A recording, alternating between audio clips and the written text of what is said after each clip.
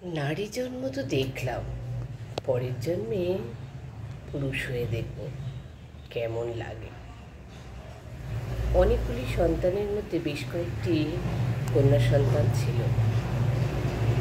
আশাপূর্ণা দেবী জন্মাবার পর তাই ঠাকুমা বললেন, মেয়ের স্বাদ পূর্ণ হলো, আর মেয়ে নয়, তাই নাম রাখা হলো আশাপূর্ণা।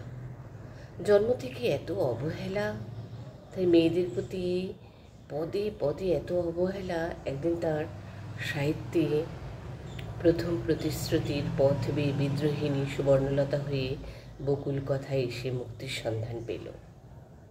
ভাইরা পড়ত, আর সেই শুনে তিনি শিখলেন বর্ণ পরিচয়।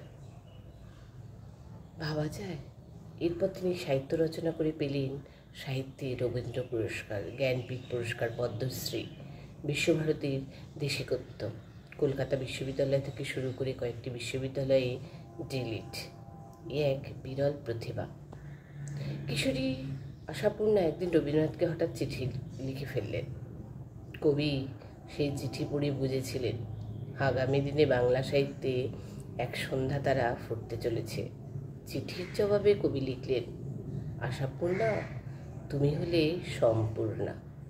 14 বছরে বিয়ে হয়ে গেল।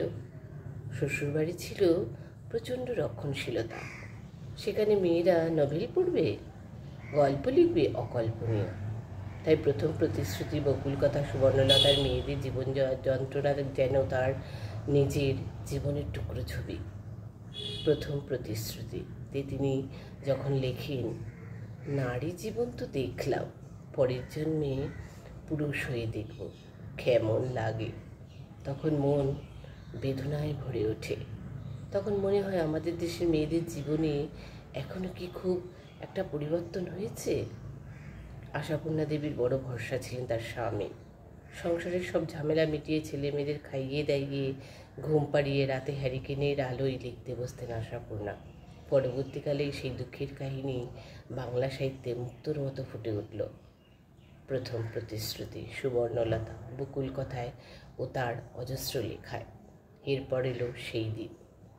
সাহিত্যের সব থেকে বড় পুরস্কার জ্ঞানপীঠ।